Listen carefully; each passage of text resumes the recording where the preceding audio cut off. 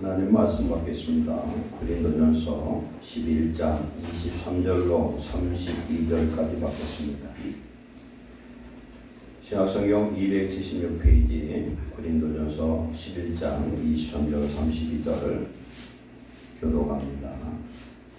내가 너희에게 전한 것은 주께 받은 것이니 곧 주 예수께서 잡히시던 밤에 떡을 가지사 축사하시고 떼어 이르시되 이것은 너희를 위하여 내 몸이니 이것을 하여 나를 기념하라 하시고 직후에 또한 그와 같이 잔을 가지시고 이르시되 이 잔은 내 피로 세운 새 언약이니 이것을 행하여 마실 때마다 나를 기념하라 하셨으니 너희가 이 떡을 먹으며 이 잔을 마실 때마다 주의 죽으심을 가까우실 때까지 전할 것이니라. 그러므로 누구든지 주의 떡이나 잔을 합당하지 않게 먹고 마시는 자는 주의 몸과 피에 대하여 죄를 짓는 것이니라. 사람이 자기를 살피고 그 후에야 이 떡을 먹고 이 잔을 마실지니 주의 몸을 분별하지 못하고 먹고 마시는 자는 자기의 죄를 먹고 마시는 것이니라. 그러므로 이 중에 약한 자와 병든 자가 많고 장사한 자도 좋지 아니하니 우리가 우리를 살폈으면 판단을 받지 아니하려니와 우리가 판단하는 것은 주의 지혜를 하는 것이니 이는 우리로 세상과 함께 종량을 찾지 않게 하려 할 것이라. 아멘. 기도하시겠습니다. 사랑하는 하나님, 지나간 11개월 동안 우리 생명과 건강을 지켜주시고 하나님 앞에 또한 오늘 이 시간 성찬 예배로 드릴 수 있는 은혜 주심을 감사합니다. 주시는 말씀이 성령의 음성으로 우리의 마음을 감동 감화하며 깨닫는 시간, 은혜 받고 새로운 각오할 수 있는 시간, 주의 말씀을 받은 사명자로 사는 삶을 살 수 있도록 은혜를 내려 주옵소서. 사랑하는 성도들의 영혼 속에 성령님 충만하게 역사하소서. 하나님 자녀로 충성된 일꾼으로 부르심 받은 대로 살게 하시고 또한 강단에서 말씀을 전하는 종에게 이 시간 성령의 은혜와 능력을 더하셔서 성령의 음성을 대언할 수 있도록 은혜 내려 주시옵소서. 예수님의 이름으로 감사하며 기도하옵나이다. 아멘. 지난주 말씀 다시 한번 반복하겠습니다. 인생의 풍랑을 만났을 때 라는 제목으로 내려놨습니다. 예수님이 함께 계심에도 불구하고 풍랑 만난 제자들이 있었던 한 사건을 말씀하고 있습니다. 성도된 우리는 풍랑에 대한 그런 생각을 바꿔야 된다. 첫 번째, 예수님 함께 계셨어도 풍랑은 일어났고 예수님은 하나님의 아들로 오셨어도 마귀는 시험했던 걸 우리는 기억해야 됩니다. 그런데 그 예수님이 무엇으로 이겼느냐면 전부 말씀으로 이겼어요. 하나님의 말씀을 우리에게 주신 것을 믿고 그 말씀을 붙들고 기도하는 자는 이기는 줄 믿습니다. 두 번째, 예수님이 나의 구원자고 나의 주인임을 믿어야 됩니다. 나를 구원하셨고 이미 구원이 이루어졌고 그 다음에 나의 주인이 되셨기 때문에 예수님은 우리의 인생을 책임지시는 분이라는 겁니다. 모든 염려는 하나님께 맡기고 우리는 주님이 명령한 것만 이행하면 되는 줄로 믿습니다. 우리 인생 속에서 어떤 풍랑 풍파가 임할지라도 주님이 함께 하시면 평화로운 항해를 하실 수 있는 줄 믿습니다. 예수님 함께 하시면 우리는 항상 평안할 수 있어요. 항상 기뻐할 수 있고 범사에 감사할 수 있는 줄 믿습니다. 그리고 마지막으로 인생의 풍랑은 하나님을 만날 수 있는 그런 축복의 기회인 줄 믿습니다. 위기는 하나님을 만나게 합니다. 기도하게 하고 살아계신 하나님을 경험할 수 있을 줄 믿습니다. 성경의 수많은 간증들은 위기 속에서 하나님을 만난 하나님의 역사를 말씀하고 있는 줄 믿습니다. 오늘 말씀으로 들어가겠습니다. 오늘 성찬 예배에 늘 우리가 암송하는 읽는 이 말씀을 오늘 본문으로 삼아서 함께 은혜 받고자 합니다. 다 같이 나를 기념하라. 나를 기념하라. 앞에 보면은 글씨에 써 있죠. 나를 기념하라. 기념이라는 것은 기록할 기자예요. 염자는 생각할 염자고 그 의미는 뭐냐면 잊어서는 안 되는 중요한 일들이나 사건, 그 날짜를 잘 기억하고 마음속에 간직하라는 뜻입니다. 그러면 우리 예수님이 오늘 우리에게 주신 이 말씀을 우리는 기록하고 기억하고 내 마음판에 잘 간직해서 하나님 안에서 감사할 줄로 믿습니다. 우리는 많은 기념일들이 있어요.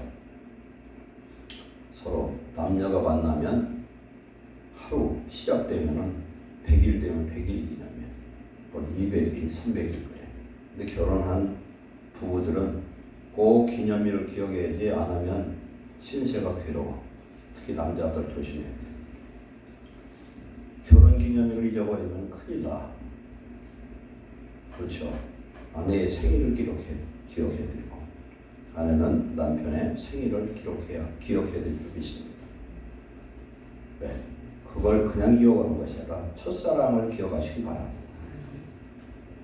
예수님을 믿었을 때에 그 첫사랑을 기억하시기를 축원합니다. 그걸 경험하지 못한 사람은 이 얘기도 이해가 안 가지만 저는 예수님 믿고 성령 받고서 얼마나 즐거웠는지 말로 할 수 없었어요. 세상이 다 내 것 같고 하나님이 나만 사랑하는 것 같고 그때 힘들고 가난했는데 가난이 뭔지를 몰랐어요. 아무리 부자도 부러움의 대상이 되지 않았어요. 야, 내가 하나님의 자녀가 됐구나. 믿어지는 거예요. 전체가 믿어져. 성령 전체 66권이 믿어지고 하나님이 나를 사랑하는 것이 믿어지고 성경 귀절귀절을 읽어보면 왜 이렇게 꿀송이 같은지 모르겠어요. 요한계시록에 많은 재앙과 그런 하나님의 심판의 내용들이 있고 에스겔서도 그런 내용들이 있어요. 근데 그 말씀을 두루마리의 말씀을 받아먹은 자들은 입에서 꿀과 같았어요. 달았더라. 꿀과 같았어요. 물론 그것을 소화하는 배 속에서는 썼지만 하나님의 말씀이 달고 그리고 하나님이 살아계시다면 우리들의 인생은 바꿔줘야 될 줄 믿습니다. 하나님이 세상을 창조하셨고 하나님이 우리를 위해서 구원자로 이 땅에 오신 것을 우리가 참 믿는다면 우리 인생은 지금 사는 인생에서 좀 바꿔줘야 됩니다. 저도 여러분도 이 첫사랑을 회복하시고 첫사랑이 없는 분은 성령을 받으셔서 하나님 은혜의 사랑을 감사하는 그런 축복자 되시길 축원합니다. 오늘 말씀은 예수님 잡히시기 전에 목요일 날입니다. 일반 우리 태영에 봐서는 목요일 날 마가 요한의 집에서 마가다락방이라고 하죠. 나중에 120문도가 간절히 또한 기도할 때에 오순절날 성령을 받은 동일한 장소로 오고 있습니다. 6월절 만찬을 잡수면서 그때 성만찬을 하시고 제자들의 발을 씻겨주셨습니다. 예수님께서 이 성만찬 한 날은 특별한 날이 아닙니다. 구약의 6월절 만찬이었어요. 6월절은 뭡니까? 이스라엘 백성들이 야곱의 그 식구 70명이 애굽으로 들어갔습니다. 남자 70명이 애굽으로 들어가서 430년 만에 하나님이 그들을 애굽에서 이끌어냅니다. 하나님께서 모세를 준비하셨고 하나님의 때가 되어서 아브라함에게 창세기 15장에 약속했던 그 언약의 성취가 이루어집니다. 그런데 그 구원의 역사를 위해서 하나님은 모세는 한 사람, 모세 손에 붙들린 지팡이 하나 들고 그는 바로 앞에 섭니다. 그런데 하나님께서 모세를 바로 앞에 신처럼 그를 세우신 줄 믿습니다. 아무것도 없는 나무 지팡이 하나지만은 그 앞에 가서 모든 일을 행할 때 열 재앙을 통해서 바로 왕을 깨닫게 하고 애굽의 모든 신들을 하나님은 심판하셨습니다. 마지막 재앙이 장자가 죽는 심판이었어요. 짐승의 장자, 첫 새끼, 사람 중에 장자, 애굽의 집 누구의 파로의 집 왕궁에서도 장자가 그날 죽어버렸습니다. 사람이 자기 자식이 죽으면 배우는 것이 없어요. 그렇잖아요. 특별히 그 시대의 장자는 굉장한 의미가 있습니다. 오늘날 같은 경우 자식이 여러 되는 게 아니라 자식 하나, 만에 둘, 셋 이거밖에 없는데 그 중에 아들 하나가 죽으면 얼마나 기가 막히겠어요. 이 애굽이란 나라는 9 재앙을 통해서 초토화 되어버렸고 국력은 완전히 고갈되고 먹을 것도 없고 완전히 그냥 황폐화된 그런 상황에서 이제 10번째 재앙, 사망의 재앙이 임합니다. 이것은 하나님 무엇을 말씀하냐면은 애굽이 섬기는 생명의 신 라라는 이 신을 하나님이 박살내는 거예요. 분명히 이 10재앙을 하나님께서 구약성에 말씀하는 거 보면은 애굽의 신들을 내가 심판했다 이렇게 말씀합니다. 10번째 이 재앙이 모든 집집마다 양우리마다 이런 목장마다 다 임하게 됩니다. 그런데 이스라엘 백성들에게는 하나님이 어떤 구원의 메시지를 주셨냐면은 너희는 6월절 전에 어린 양을 잡아서 그 피로 인방과 이 문설 여기 인방이죠. 좌우에 문설주에다 발라라. 그리고 양우리의 문에다 발라라. 그러면 죽음의 천사가 유월할 것이다. 유월이라는 건 넘을 월자예요. 죽음의 천사가 위로 확 지나간다는 게 패스오버예요. 영어로 패스오버. 근데 그날 밤에 애굽의 모든 집들은 통곡 소리로 애굽이 시끄러웠어요. 그런데 성경의 말씀 보면은 유대인들이 거한 그곳에서는 개들도 짖지 않았다는 평안했다는 하나님 함께 하시면 이런 역사에 많이 있습니다. 그래서 출애굽한 이스라엘 백성들은 매년 6월절이 되면은 그날이 며칠 날이냐 유대인은 1월 14일에 매년 그날을 기념해라. 그리고 6월절 만찬을 떼는 거예요. 똑같이 무교병을 떼고 포도주를 마시고 그러면서 쓴나물을 먹어가면서 쓴나물은 고난을 의미합니다. 그러면서 그날을 기억하고 감사하는 겁니다. 그날은 무슨 날이냐? 애국으로부터 출애굽한 날, 구원받은 날, 노예로부터 해방된 날을 감사하는 날이에요. 그런데 그 예수님이 6월절을 기념을 하는 그 자리예요. 목요일 날이에요. 성만찬이라고 합니다. 그때에 예수님이 오늘 행하신 이런 성찬입니다. 그러면 6월절과 예수님은 어떤 관계가 있냐? 구약의 6월절의 그 어린 양은 예수님을 예표하는 그런 그림자예요. 6월절의 실체 되신 분이 바로 예수님이신 줄 믿습니다. 우리의 모든 죄를 사하시기 위해서 6월절 어린 양이 되어서 십자가에 못 박혀 죽으시고 부활하셔서 보혜사 성령으로 저와 여러분 심령 속에 오셔서 우리를 거듭나게 하고 하나님 자녀 삼으신 것을 감사하시기 바랍니다. 그러므로 우리는 이 날을 기념해야 되는데 하나님 안에서 우리는 항상 예수님 때문에 우리가 구원받은 그런 축복을 감사하고 기억하는 성도 되시기를 축원합니다. 그래서 예수님은 목요일 날 이 일을 행하고 금요일 날 오후 3시에 십자가에 못 박혔어요. 이날은 항상 6월절 어린 양을 잡는 시간이 언제냐면은 1월 14일 날 오후 3시예요. 이게 초저녁이에요. 늦저녁은 6시입니다. 6시가 되면은 유대력은 하루가 시작되는 일몰과 더불어 하루가 거꾸로 시작되고 우리는 0시부터 시작되잖아요. 그때의 제자들에게 어떻게 했습니까? 이것은 너희를 위하여 주는 내 몸이라 하시고 떡을 떼면서 또 포도주 잔을 주시면서 이것은 너희를 위하여 주는 내 피라. 예수님께서 온 인류를 위한 6월절 어린 양이 되셔서 자신의 몸과 살과 피를 주심으로 말미암아 우리에게 구원을 주신 것을 감사하시기 바랍니다. 기념하라라는 의미를 한번 생각해 보겠습니다. 기념하라. 떡을 들고서 축사해서 축사했다는 것은 축복했다는 거예요. 예수님 떡을, 그 떡은 어떤 떡이냐면 무교병이에요. 6월절 때에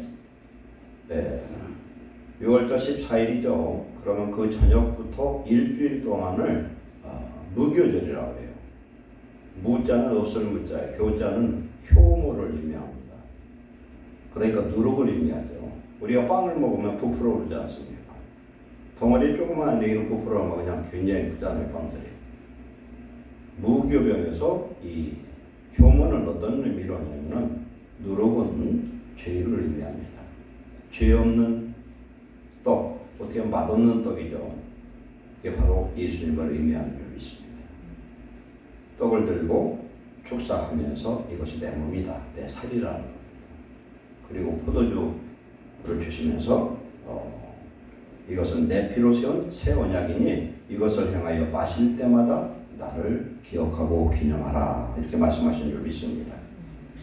출애굽기 21장에 보면 유월절에 대해서 이렇게 말씀합니다. 너희는 이 날을 기념해서 여호와의 절기를 삼아 영원한 규례로 대대로 지킬지니라.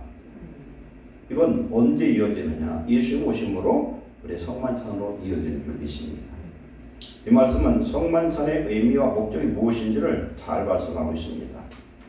그래서 우리가 오늘 말씀 후에 나눌 떡은 예수님이 우리를 위해서 십자가에서 희생하신 그의 몸, 살을 상징하고, 포도주는 예수님께서 십자가에 흘리신 피를 상징하는 것입니다. 히브리서 9장 22절에 피 흘림 없인 즉 죄사함이 없느니라 했어요. 레위기 17장 11절에 보면은 정결한 짐승의 그 피를 통해서 죄를 대속합니다. 피는 뭐 생명이에요. 생명이 생명을 대속할 수 있어요. 생명이 생명을 대속해요. 엄마가 옛날 같은 경우는 아이를 낳다가 난산하면 죽습니다. 그럼 어떻게 되는? 애는 살리고 엄마는 죽는 경우가 많아요. 엄마 살리고 그러고보다. 근데 가톨릭에서는요, 이 성만찬을 미사의 핵심으로 보고 있는데 어떻게 보느냐면 화채설을 주장해요. 화채설. 화라는 건 될 화, 채는 몸체, 설은 어떤 가설을 의미합니다. 신부가 미사를 행할 때 이 성찬을 행하면은 떡을 위해서 포도주를 해서 기도하면은 예수님의 살과 피로 그 순간 바꿔진다는 거예요. 이건 완전히 잘못된, 이건 오류예요. 왜 그러냐? 예수님은 십자가에 달려서 죽으신 이 제사는 영원한 한 번밖에 없는 제사인 줄 믿습니다. 단 한 번의 제사예요. 히브리서 보면 단번에 그런 말씀이 있어요. 두 번의 제사가 아니 한 번의 제사예요. 구약의 제사장들은 제사함 받기 위해서 두 번의 제사를 지냈어요. 첫째는 자기와 자기 집안의 죄를 위해서 송아지 피를 들고 지성소 한 번 들어가요. 7월 10날 대속죄일에. 거기서 살아남으면 그 다음에 염소 두 마리 중에서 한 마리의 염소를 잡아서 그 피를 들고 모든 인류의 백성의 죄를 사하러 들어갑니다. 그렇게 하고 나면은 하나님이 그 죄를 용서하시면 어떻게 하느냐? 이것은 성경에 나오지 않지만 성전 문에다가 붉은 천을 탄대요. 다루면은 그 붉은 천이 하얗게 바꿔진다고 해요. 성경은 아니지만 우리의 붉은 죄, 주홍같이 붉은 죄가 주님의 그 생명의 피로 완전 깨끗해지는 줄 믿습니다. 그러면 신부가 기도했더니 예수님의 살과 피로 바꿔친다 그러면 예수님은 신부 밑에 있는 사람에 불과해요. 그렇잖아요.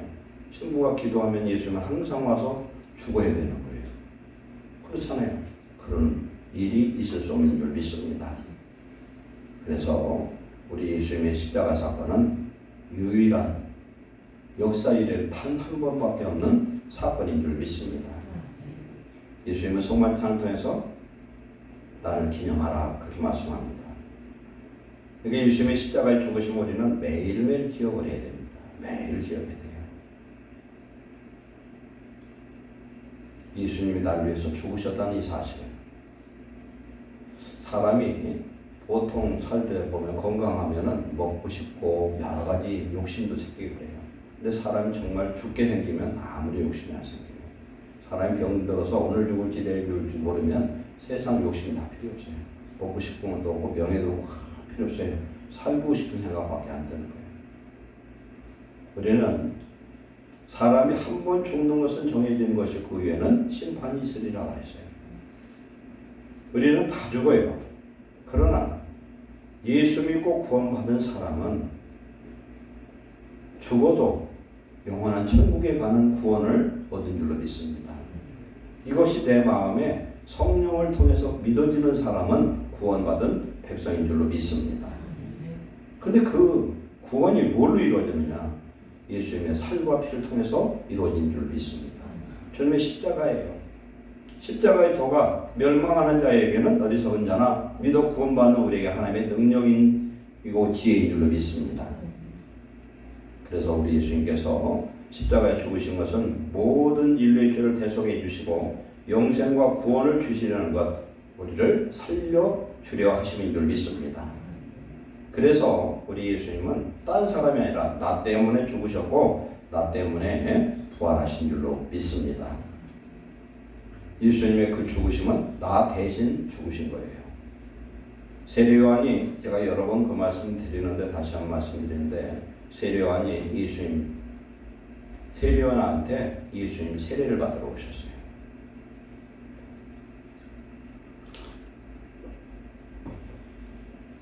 그랬더니 세례요한이 깜짝 놀래요. 세례요한은 예수님이 하나님의 아들이요 메시아라는 걸 알고 있습니다. 나는 그의 신발끈을 매기도 부족하다.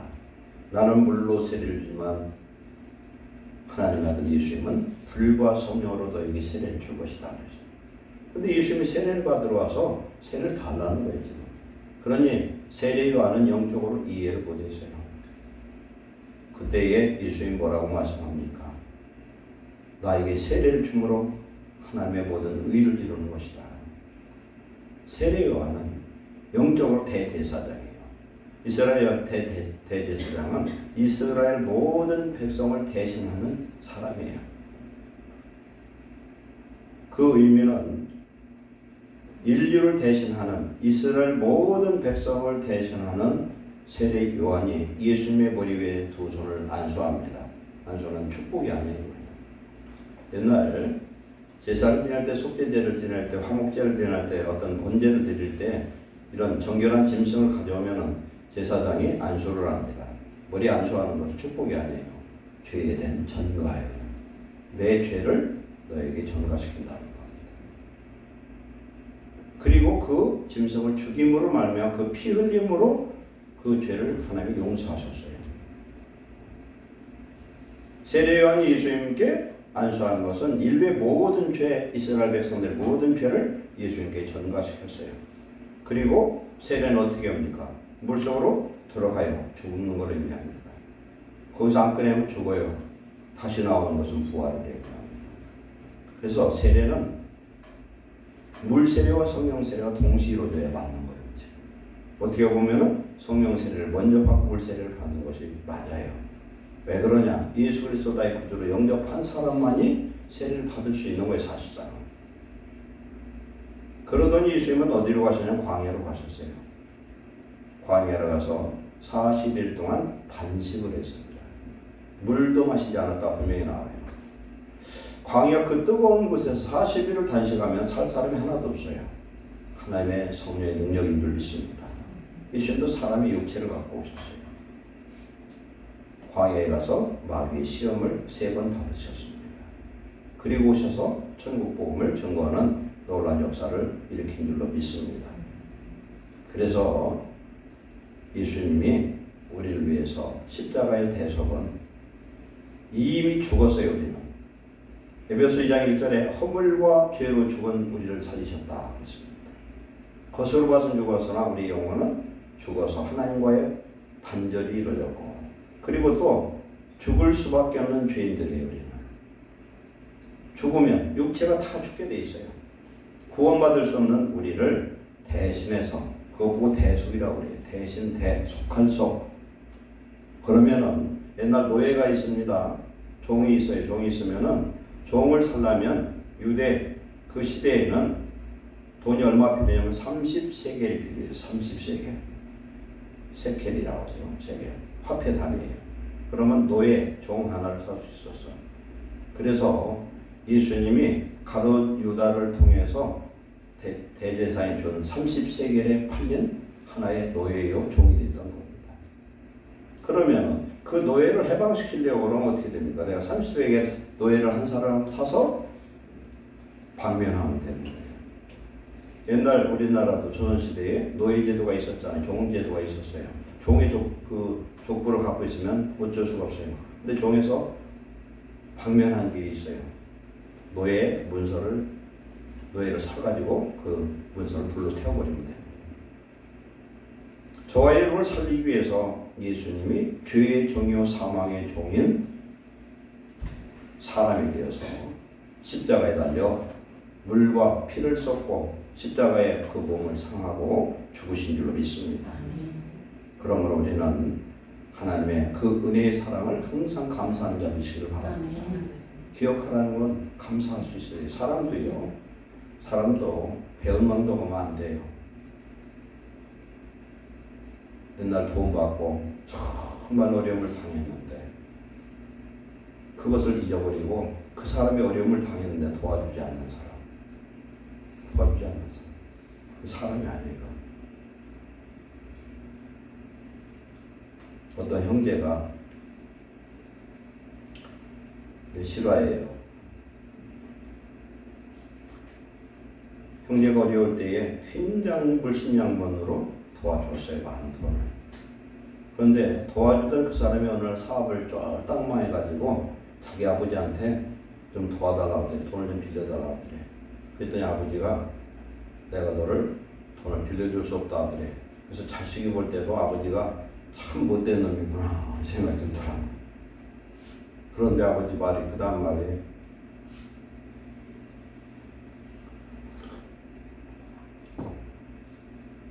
나는 너를 돈을 빌려줄 수가 없고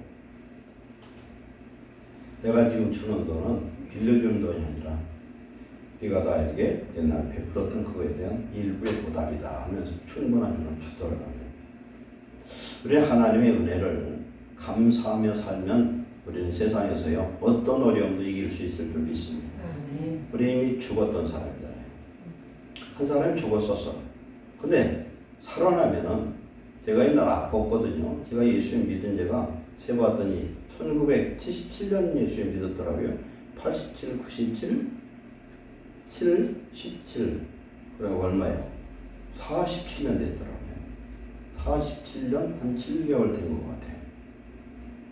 7개월까지는 안 됐네요. 한 몇 개월 됐네요. 여름쯤 됐었어요. 그때 제가 예수님 믿으면서 성령 받고 그렇게 하나님의 약속을 했어요. 하나님 저는 평생 감사합니다. 병 중에 구원받았어요. 예수님은 아무리 믿어지질 않아. 여러분 그런 사람이 여기 혹시라도 있는지 모르겠어. 예수님 믿으려 해도 교회는 나오긴 하는데 하나님 말씀이 다 믿어지는 거예요. 어떤 건 믿어지고 어떤 건 안 믿어지고. 성령 충만을 받으면 성경 66권이 다 믿어질 줄 믿습니다. 이 믿음의 은사 받으시기 바랍니다. 믿고 기도하면 다 응답 받은 거예요. 마태복음 21장 20절에 너희가 믿고 구하면 이미 얻은 거라 그랬어요. 이 믿음이 문제예요. 그러니까 마가복음 9장에 보면은 외아들이 있는데 간질 걸렸어요. 귀신을 들렸어요. 귀머거리에다가 벙어리야. 근데 이놈의 귀신이 아들이 지날 때마다 불이나 있으면 막 뛰어들어가게 만들어. 그래서 언제 죽을지를 몰라. 그래서 예수님 찾아왔더니 예수님 안 계셔요. 제자들한테 했더니 이 사람 저 사람만 기도해도 귀신 끄떡도 안 나는 거예요. 그렇게 막 시끄러워. 예수님이 그때 어디 가셨냐면은 베드로, 야고, 요한 3명 데리고서 변화산에 갔다가 도착하셨어요. 도착해서 왜 그러냐 봤더니 제자들 기도했더니 안 나는다는 거예요. 그때 예수님이 데려다가 기도를 했잖아요. 했더니 귀신이 나갔고 모든 것이 정상화됐어요. 제자들 묻습니다. 왜 그러냐? 우리가 기도하는데 왜 안 되고 예수님만 됩니까? 했더니 기도와 금식 외에는 이런 유가 나갈 수 없느니라. 뭘 말씀합니까? 흉악의 결박은 간구하는 그런 기도와 금식이 필요한 줄 믿습니다. 내가 어떤 흉악의 결박을 받겠어요. 조상의 무슨 죄, 어떤 저주들이 있어요. 보면 끊어지지 않는 집안의 어떤 그런 것들, 혹은 질병의 저주 이런 것들을 하나님 앞에 정말 금식하면서 기도할 때 흉악의 결박이 끊어진 줄 믿습니다. 그런데 흉악의 결박이 그렇게도 끊어지지 않는 사람이 있어요. 그건 이사야 58장의 그 금식장인데 그건 뭐라고 말씀하냐면 내가 흉악의 결박에 묶여 있습니다. 지금 묶여 있는데 내가 결박을 지고 있는 사람들을 풀어주지 않으면 하나님이 안 들어주셔. 예를 들어서 내가 어떤 문제를, 죄의 문제, 어떤 질병의 문제, 어떤 저주의 문제를 해결을 하는데 내 마음속에 용서하지 않은 사람이 있어요. 그러면 안 된다는 거예요. 먼저 용서해라. 하나님 앞에 어떤 감사를 드립니다. 11조를 드립니다. 이런 헌물을 드려요. 드리는데 하나님이 말씀하는 건 그 헌물을 갖다 놓기 전에 갖다 놓고서 뭐부터 하라 했어요? 형제들과 화해하라는 거예요. 미워하는 사람, 내가 용서하지 못하는 사람, 내 가슴에 한 맺히는 어떤 원수 같은 사람 있으면 무조건 용서하시기 바랍니다. 그리에 내가 사는 하나님의 역사가 임할 줄로 믿습니다. 그래서 우리가 예수님 때문에 우리가 구원받았어요. 예수님이 죽으심으로 내가 죽었고 예수님이 부활하심으로 내가 부활하는 역사가 나타났어요. 갈라디아서 2장 20절에 바울의 고백처럼 내가 그리스도와 함께 십자가에 못 박혀 죽었나니 이제는 내 안에 내가 사는 게 아니라 누가 살아요? 예수님이 살아요. 내가 지금 죽었다가 살아났으면 우리는 덤으로 사는 인생입니다. 요한복음 11장 25절 보면은 나를 믿는 자는 죽어도 살겠고 살아서 믿는 자는 영원히 죽지 아니하리라. 우리 인생 속에서 가장 난제가 뭐예요? 죄의 문제예요? 죽음의 문제입니다. 근데 이 문제를 예수님이 해결하셨다는 거예요. 왜? 이 세상에 어떤 사람도 이 죄를 해결할 분은 예수님밖에 없어요. 오직 예수님. 나는 뭐 길이요 진리요 생명이 나를 만연하지 않고는 아버지께로 올 자가 없다. 천하 만민에게 내 이름 외에는 다른 구원자의 이름을 주신 적이 없다. 하나님과 사람 사이의 중보자는 사람으로 오신 예수님 외에는 없는 줄 믿습니다. 이 예수님, 나를 위해서 죽으신 예수님, 그 예수님이 나를 위해서 죽으셨다고 믿는 사람, 그 주님을 내 마음속에 영접한 사람은 어떤 일이 일어납니까? 내가 죽었고 예수님과 함께 죽었고 예수님이 내 속에 오셔서 부활의 생명 속에 저와 여러분이 살아있을 때 우리는 영생을 얻는 구원의 자녀가 된 걸 믿으시기 바랍니다. 아멘. 우리는 이 은혜를 잊어버리면 안 됩니다. 아멘. 그래서 우리는 죽도록 충성해야 되는 줄 믿습니다. 우리가 예수 믿고 구원받은 이후의 삶은 우리는 덤으로 사는 인생이고 하나님 은혜의 삶인 걸 믿으시기 바랍니다. 초기에 사도행전 2장부터 나타나는 것은 초기에 기독교 예배는 이런 예배가 아니었어요. 어떤 예배냐면 성찬이었어요. 떡을 떼면서 찬송하며 간증하며 예언하고 통변하고 신유병을 치료해주는 그런 예배였어요. 그래서 리더가 회당장이 회당에 모이면 성경을 읽고 강론하면서 하나님의 말씀을 서로 나누고 찬송하며 즐거워했습니다. 사도행전 2장 42절에 그들이 사도의 가르침을 받아 서로 교제하고 떡을 떼며 이게 성찬이에요. 오로지 기도를 힘쓰니라. 날마다 마음을 같이하여 성전에 모이기를 힘쓰고 집에서는 떡을 떼며 기쁨과 순전한 마음으로 음식을 먹고 하나님을 찬미하며 온 백성에게 칭송을 받으니 주께서 구원받는 사람을 날마다 더하게 하시니라. 아멘. 초대교회는 성찬 예배였다는 겁니다. 성찬 예배는 뭐예요? 하나님 우리 예수님을 기억하고 감사하는 예배인 줄로 믿습니다. 그래서 우리 예수님이 날 위해서 죽으셨음을 기억하고 감사하며 이제 우리는 어떻게 살아야 되냐. 요한복음 3장 5절에 말씀합니다. 진실로 진실로 내게 이르노니 사람이 물과 성령으로 나지 아니하면 하나님 나라에 들어갈 수 없느니라. 물로 난다는 물 세례를 뜻해요. 성령은 성령 세례입니다. 예수님과 함께 우리는 죽었습니다. 십자가에. 죽은 삶이 될 때에 보혜사 성령이 우리 속에 오셔서 우리로 하여 거룩한 하나님의 자녀로 축복의 자녀로 거듭난 삶으로 살게 하실 줄로 믿습니다. 그래서 이 성찬식이 그렇게 중요한 거예요. 하나님 은혜를 감사하는 그런 예배가 되는 줄로 믿습니다. 우리는 주님의 나라 임할 때까지 주님의 죽으심을 기억하고 전하는 자, 감사하는 자, 기념하는 자 되시길 축원합니다. 아멘. 그러면 성찬은 우리에게 어떤 의미냐? 성찬은 이미 제가 드렸던 말씀이지만 다시 한번 정리하는데 성찬의 첫 번째 의미는 죽음을 의미합니다. 예수님 죽기 전에 말씀했어요. 죽음이에요. 내가 주는 이 떡과 빵이죠. 이 포도주는 내 몸과 내 살과 나의 피다. 예수님이 나를 위해서 죽으셨음을 기억하는 겁니다. 이것을 먹을 때마다 예수님 나를 위해 죽으셨다. 이걸 꼭 기억하시기를 축원합니다. 행사가 되지 말고 하나의 예식이 되지 말고 예수님 나를 위해서 죽으셨음을 내 예수님이 양손과 양팔과 옆구리를 찔리고 물과 피를 다 쏟아 나를 위해서 죽으셨고 나를 위해서 내 죄를 위해서 그 저주를 받으신 것을 우리는 믿고 감사해야 될 줄로 믿습니다.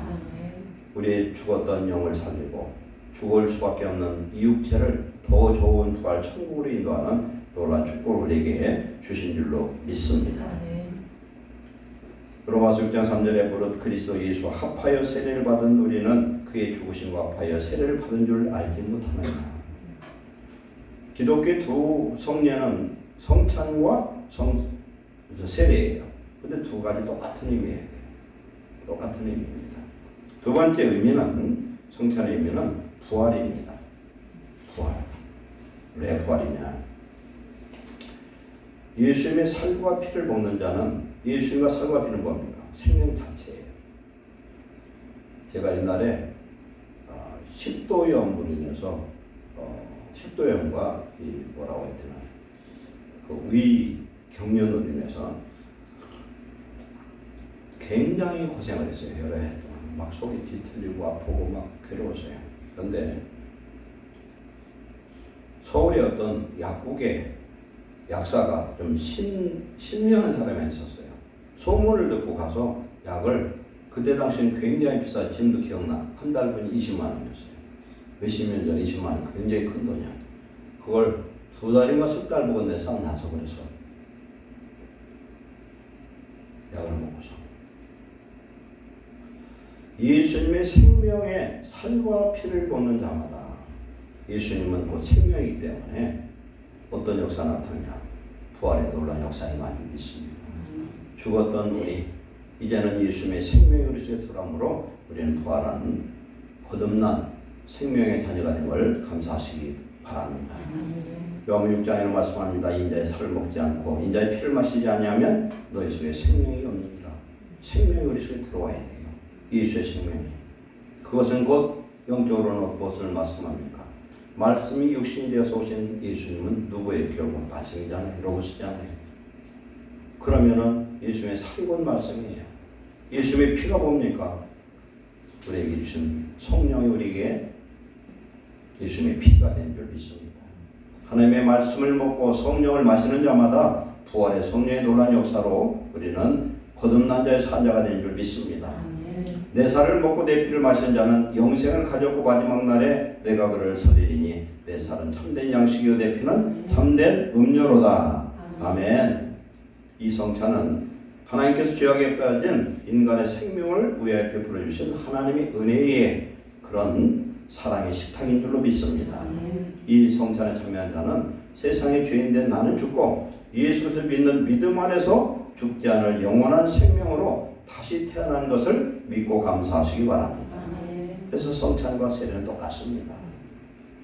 그러면서 로마 6장 5절에 만일 우리가 그의 죽으심을 본받아 연합한 자가 되었으면 그의 부활을 본받아 연합한 자가 되리라. 그렇게 말씀합니다. 성찬은 영어로 유커리스트예요. 성찬은 영어로 유커리스트인데 이 말의 의미는 좋은 선물이에요. 성찬은 선물이에요.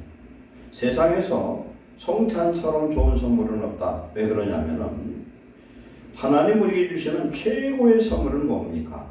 생명의 부활인 줄 믿습니다. 예수님의 살과 피를 우리가 먹음으로 말미암아 우리는 죽었던 영혼이 살고 우리는 영생으로는 구원의 백성인 걸 감사하시기 바랍니다. 6월절처럼 죽음의 사신이 죽음의 천사가 건너뛴 것입니다. 이제 우리를 하나님의 구원의 부활의 자녀 삼으신 것을 믿고 감사하시기 바랍니다. 마지막 세 번째로 성천의 의미는 예수님의 지체가 되는 겁니다. 우리의 지체가 돼요. 예수님 생명이 되게 들어왔는데 성경은 여러 군데서 말씀합니다. 예수 그리스도는 교회의 뭡니까? 머리죠. 교회 머리예요. 교회는 그 누구예요? 성전된 성도를 의미합니다. 예수님이 내 속에 오셔서 부활의 보혜사 성령으로 우리와 함께 하시면 예수님은 머리고 우리는 지체가 된 줄 믿습니다. 한 몸을 이뤘다는 거예요.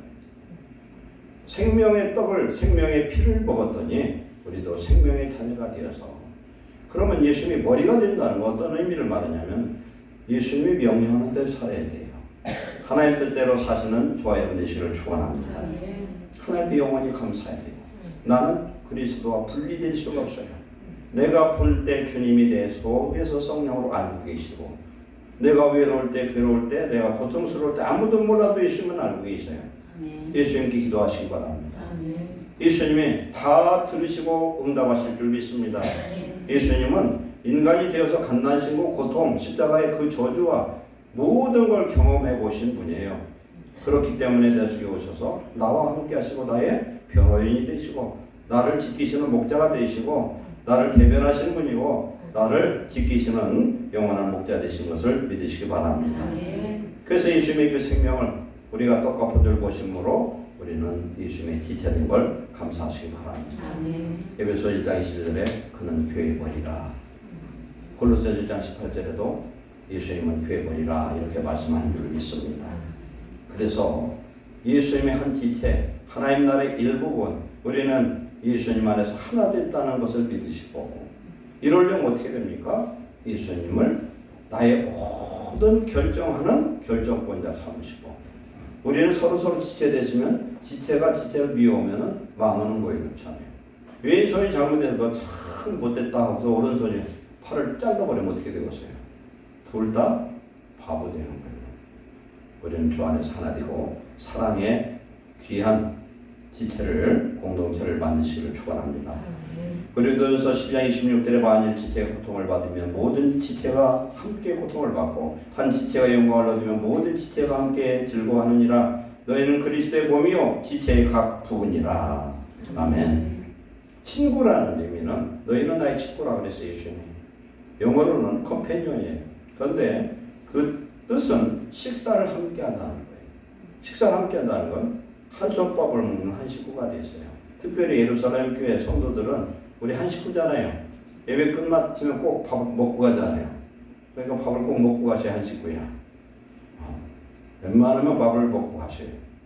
그래서 우리는 예수님과 함께 한 식구가 되었어요. 어떤 고통, 어떤 고통이나 어떤 즐거움 함께하는 귀한 축복자 되시기를 축원합니다. 정리합니다. 예수님이 십자가의 고난을 곧 받으시기 전 목요일 날 밤에 제자들과 함께 유월절 만찬을 뗀 것은 곧 유월절에 참 어린 양 되신 예수님이 죽으시기 전에 행한 일이다. 유월절 만찬은 성찬으로 그대로 이어지는데 예수님의 죽으심은 저와 여러분을 위해서 죽으신 죽음인 줄 믿습니다.